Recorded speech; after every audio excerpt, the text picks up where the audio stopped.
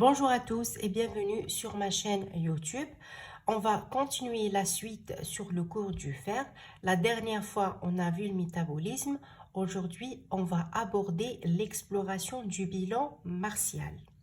Comme vous savez, l'exploration du fer comprend trois compartiments, à savoir le compartiment circulant, le compartiment des réserves et le compartiment fonctionnel.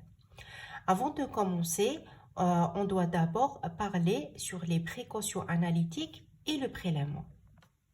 Pour le prélèvement, il doit se faire à jeun à 8 heures du matin sur un tube sec ou hypariné. Alors, pourquoi à 8 heures du matin? Vu qu'il existe des variations nictimérales. Ça veut dire que le taux de fer, il est maximum le matin et minimum le soir, à 20 heures. Et aussi, il existe des brusques variations inexpliquées, d'où l'importance de standardiser l'heure de prélèvement pour une meilleure interprétation. C'est-à-dire, on va doser le fer à 8 heures du matin pour éviter ces variations. Alors, il faut éviter l'hémolyse car il existe des interférences avec le fer de l'hémoglobine et éviter les autres anticoagulants, à savoir le DTA, citrate et l'oxalate. Pourquoi? Parce que ces anticoagulants, ils peuvent complexer le fer. Du coup, on peut avoir des faux négatifs. L'évaluation du compartiment circulant comprend le dosage du fer sérique, ce qu'on appelle la sidérémie. Alors, il faut savoir que son dosage seulement, c'est-à-dire son dosage isolé, n'a aucun intérêt. Il faut l'associer à d'autres paramètres, à savoir la transférine, afin de calculer le coefficient de saturation et la TIBC. On va les détailler après. Alors, pour les normes du fer sérique, chez l'homme, c'est entre 55 et 165 microgrammes par décilitre. Chez la femme, entre 46 et 162 microgrammes par décilitre. Il faut savoir qu'il existe des variations en fonction de l'âge et de sexe. Pour les variations physiopathologiques, le fer augmente en cas de surcharge martiale et cytolyse hépatique et il diminue en cas de carence martiale, inflammation aiguë et chronique. Pour les méthodes de dosage, alors la méthode de référence pour le dosage du fer, c'est la SAA, ce qu'on appelle la spectrométrie d'absorption atomique. Mais la technique qu'on utilise couramment au laboratoire, c'est la méthode colorimétrique. Pour les méthodes colorimétriques, on a deux types.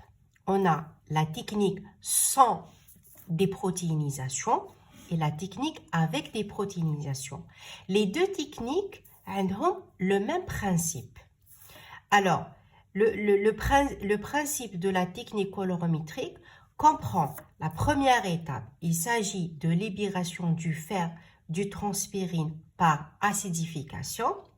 La deuxième étape, réduction du fer ferrique, c'est-à-dire le fer Fe3+, en fer ferreux Fe2+. Et la dernière étape, c'est la réaction du fer Fe2+, avec un chromogène pour former un dérivé coloré. À titre de rappel, la transférine, on a dit que c'est une glycoprotéine qui permet de transporter deux molécules de Fe3+. Alors, pour doser le fer, on doit le libérer par acidification. Et pourquoi on doit réduire le fer? Car c'est le Fe2+, qui va réagir avec le chromogène et non pas le Fe3+.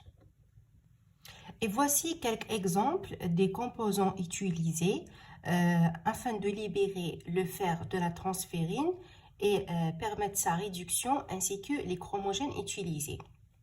Alors, les substances utilisées pour libérer le fer, l'acide citrique, thiourie, acétate de guanidine, acide acétique, hydrochlorure de guanidine.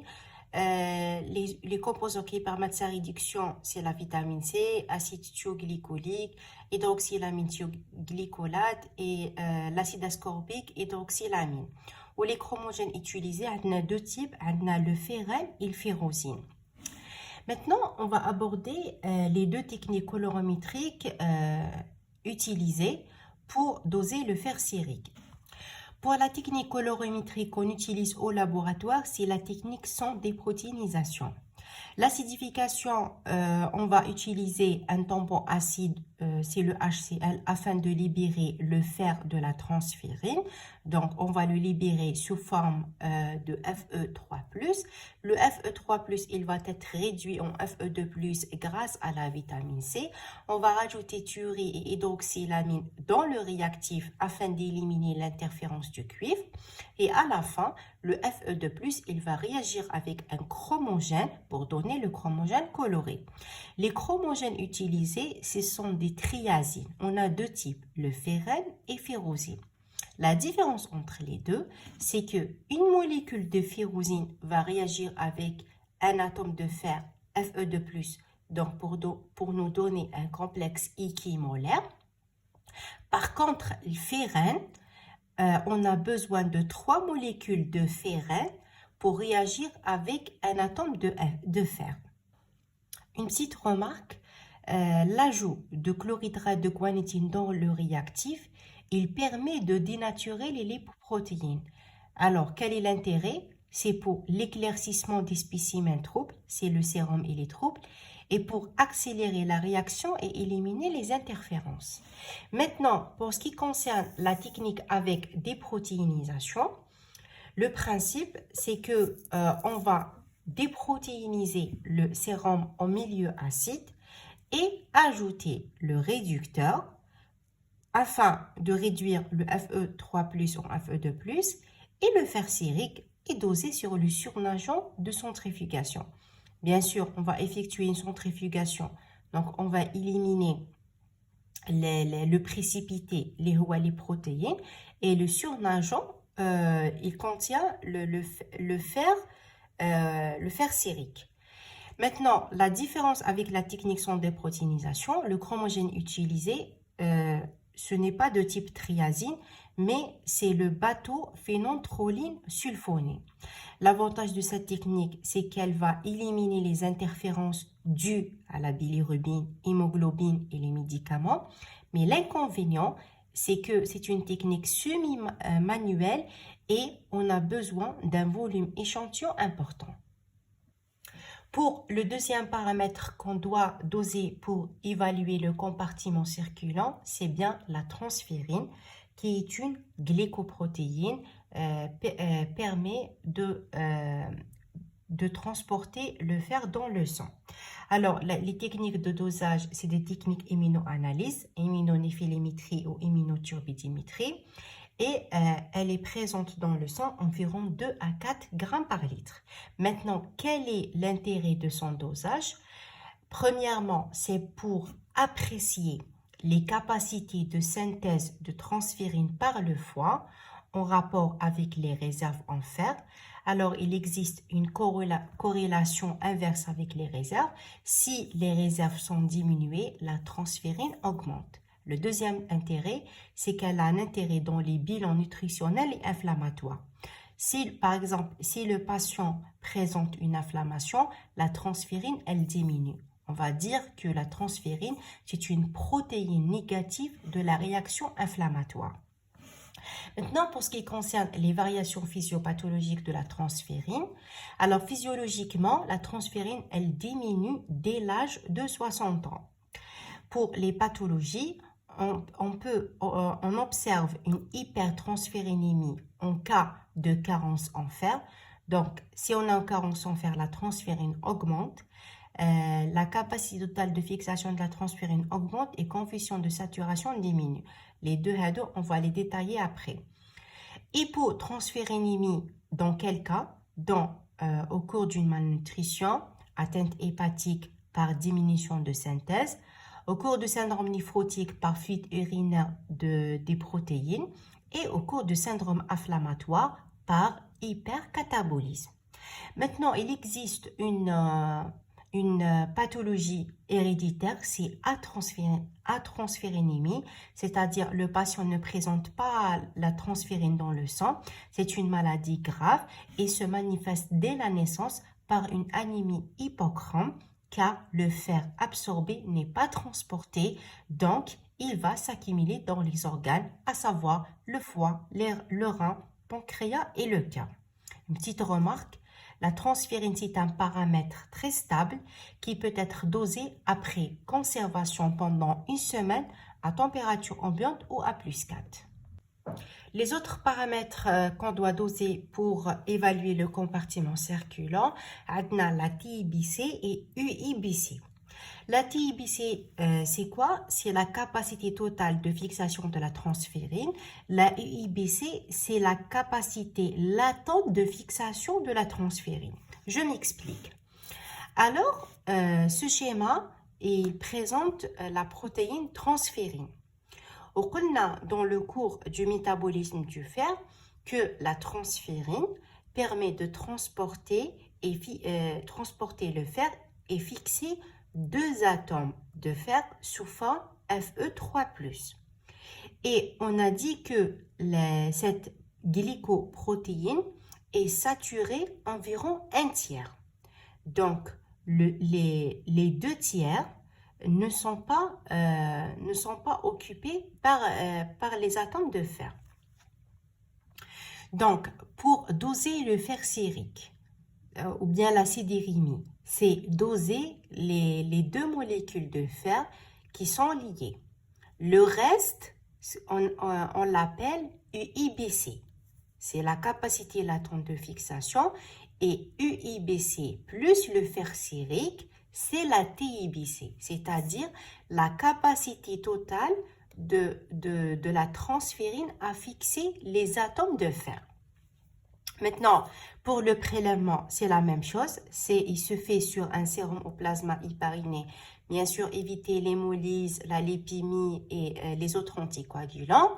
Pour la méthode, on utilise la méthode de Ramsay. Comprend 3 étapes. La première étape s'agit de saturer la transférine de l'échantillon par excès de fer. Donc, on va rajouter de citrate ferrique d'ammonium. Donc, le fer, il est sous forme de Fe3+, pour qu'il se fixe sur le reste des récepteurs de la transférine. La deuxième étape, il s'agit d'éliminer le fer non lié par l'ajout du carbonate de magnésium. Le carbonate de magnésium, il permet de précipiter le fer. À la fin, on effectue une centrifugation pour éliminer le précipité HADEC et on va doser le fer dans le surnageant. Donc, on va mesurer le fer du sérum saturé. Maintenant, ça c'est pour ce qui concerne la TIBC ou la capacité totale de fixation de la transférine. Pour la mesure de EIBC ou la capacité latente, il suffit juste de saturer la transférine par excès de fer. La quantité, elle est connue. L'excès de fer non lié, il est dosé par colorimétrique. Donc, le reste de la quantité du fer non lié, on ne va pas le précipiter par le carbonate de magnésium qu'on vient de qui m'a la méthode de Ramsay pour doser la TIBC, mais cette fois-ci, le fer non lié, il doit être dosé par technique colorimétrique. Et pour déduire le IBC, la quantité du fer qu'on a rajouté moins le fer non lié. Les normes de la TIBC, c'est entre 45 et 65 micromoles par litre. Maintenant, le dernier paramètre qu'on doit mesurer afin d'évaluer le compartiment circulant, c'est le coefficient de saturation. Donc, il consiste à mesurer la quantité maximale de fer que la transférine peut transporter. Donc, c'est une méthode de détermination indirecte de la transférine. Alors, pour calculer le coefficient de saturation, il s'agit de faire un rapport entre le fer et la TIBC et le résultat se forme de pourcentage. Alors, les normes de coefficient de saturation, c'est entre 25 et 35%. Une petite remarque. Lorsque le patient présente une hypersidérémie, la TIBC, elle peut être faussement élevée. Pourquoi? Parce que le fer, il peut se fixer même sur d'autres protéines, donc d'une façon non spécifique, à savoir lactoferrine et l'albumine dans l'hémochromatose et thalassémie. Et aussi, il faut savoir que la transpirine commence à augmenter avant l'épuisement complet des réserves. On a fini avec le compartiment circulant. Maintenant, on passe à l'évaluation du compartiment des réserves. Alors, pour explorer ce compartiment, il suffit de doser la ferritine. L'échantillon, c'est un sérum au plasma hypariné et il faut éviter l'hémolyse. Les techniques de dosage, ce sont des techniques immunologiques de type sandwich, immunoprécipitation au milieu liquide et turbidimétrie ou néphilémétrie. Maintenant, les normes de la ferritine chez l'homme, c'est entre 30 et 400 microgrammes par litre. Chez la femme, entre 15 et 150 microgrammes par litre. Il faut savoir que la ferritine, c'est un paramètre stable comme la transférine. Donc, on peut le doser après conservation pendant une semaine à plus 4 degrés. Il existe deux types de ferritine, la ferritine sérique et la ferritine érythrocytaire. Alors, la ferritine sérique, c'est le paramètre qu'on dose au laboratoire. Donc, c'est une protéine positive de la réaction inflammatoire, c'est-à-dire lorsque le patient présente une inflammation aiguë ou chronique, la ferritine augmente. Par contre, la ferritine érythrocytaire, elle nous informe sur la quantité de fer disponible au niveau des érythroblastes quand la ferritine sérique est perturbée. Et deuxième information, c'est qu'elle ne subit pas de fluctuation en cas d'inflammation, le contraire de la ferritine sérique. Et c'est un examen spécialisé non réalisable en routine et il se fait sur hémolysa.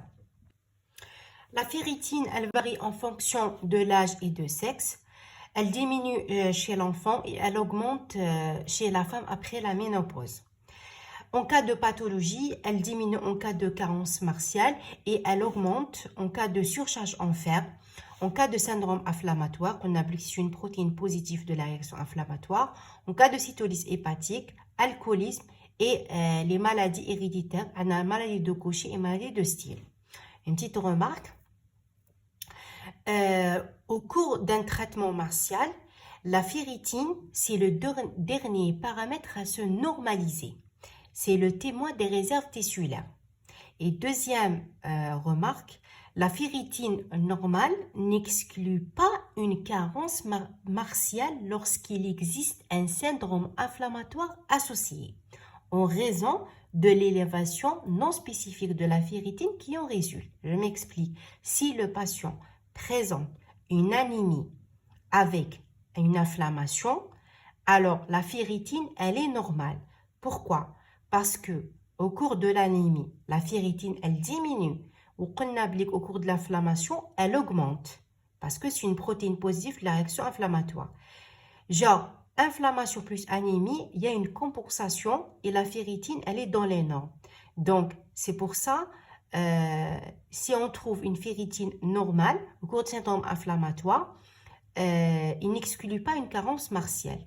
D'où l'interprétation qui est très difficile quand plusieurs pathologies coexistent.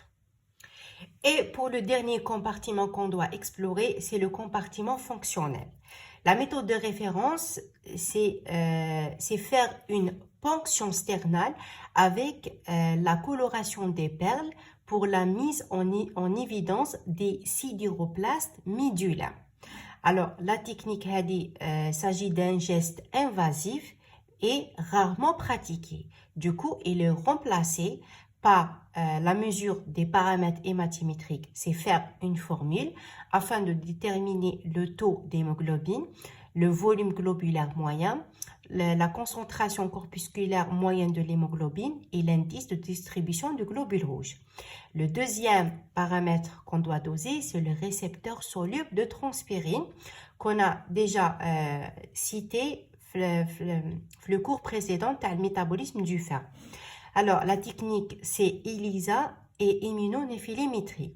Alors, le récepteur soluble de transpirine, c'est quoi? C'est la forme monomérique circulante du récepteur cellulaire. C'est la forme tronquée. Sa concentration, elle est proportionnelle au récepteur en surface des cellules hématopoïétiques. Donc, c'est la source principale de ces récepteurs solubles de transférine. Donc, on peut dire qu'il existe une corrélation entre une activité proliférative de la moelle osseuse et le récepteur soluble de transférine. Lorsqu'il existe une carence en fer, le récepteur soluble de transférine augmente. Et au cours d'un syndrome inflammatoire, le récepteur soluble de transférine n'est pas modifié. Les normes de ce paramètre chez l'homme entre 2,2 et 5 mg par litre, chez la femme entre 1,9 et 4,4 mg par litre. Quel est l'intérêt du dosage de récepteurs solubles de transférine? On a deux intérêts, pour évaluer le statut martial et évaluer l'érythropoïèse. En effet, il existe une corrélation positive avec les carences martiales. Lorsqu'on est devant une carence martiale, le récepteur soluble de transférine augmente. Et lorsque le patient présente une maladie de Vaquez ou la anémie mégaloblastique et hémolytique, dans ce cas, le récepteur soluble de transférine augmente. Il existe d'autres dosages qu'on peut effectuer avant d'explorer le bilan martial. On a le dosage de la protoporphyrine libre. Alors, c'est une étape qui précède l'hème, c'est-à-dire protoporphyrine plus le fer va nous donner l'hème. La protoporphyrine, elle augmente en cas de carence en fer. Elle augmente dans les urines et sa valeur, elle peut dépasser les 700 microgrammes par litre. Et le dosage, il se fait après séparation par HPLC, par détection fluorimétrique. Et en dernier, je vous ai mis le bilan martial au cours d'une carence martiale vraie et une anémie inflammatoire. Alors, en cas d'anémie, le fer sérique va diminuer. Automatiquement, les réserves vont être diminuées. La transférine augmente. Donc, le récepteur soluble de la transférine augmente aussi. Et la saturation de la transférine, elle diminue vu qu'il y a une diminution du fer sérique. Et la CRP, elle est normale puisqu'il n'existe pas, il n'y a pas un syndrome inflammatoire. Maintenant, au cours d'une anémie inflammatoire, qui dit anémie, donc le fer sérique va être diminué. La ferritine augmente parce que la ferritine, c'est une protéine positive de la réaction inflammatoire. Et la transférine, elle diminue. Pourquoi? Parce que la transférine, c'est une protéine négative de la réaction inflammatoire. Le récepteur soluble de la transférine, il peut être diminué au normal. La saturation, elle diminue, elle peut être normale. Vu qu'il y a diminution de fer sérique et la CRP, elle augmente automatiquement parce qu'il existe un syndrome inflammatoire. Maintenant, si le patient présente les deux pathologies, donc une anémie inflammatoire plus une carence martiale, le fer va être diminué puisqu'il existe une anémie. La ferritine, elle peut être élevée ou normale, ça dépend de l'inflammation. La transférine, elle augmente, donc récepteur soluble de transférine augmente. La saturation, elle peut être diminuée au normal et la CRP, elle augmente vu qu'il y a une inflammation. Je viens de terminer mon propre résumé sur l'exploration du bilan martial. J'espère que je vous ai éclairci un peu les choses. Si ma chaîne YouTube vous intéresse, n'hésitez pas à vous abonner et cliquer sur la cloche de notification afin de recevoir mes prochaines vidéos. Et merci pour votre attention.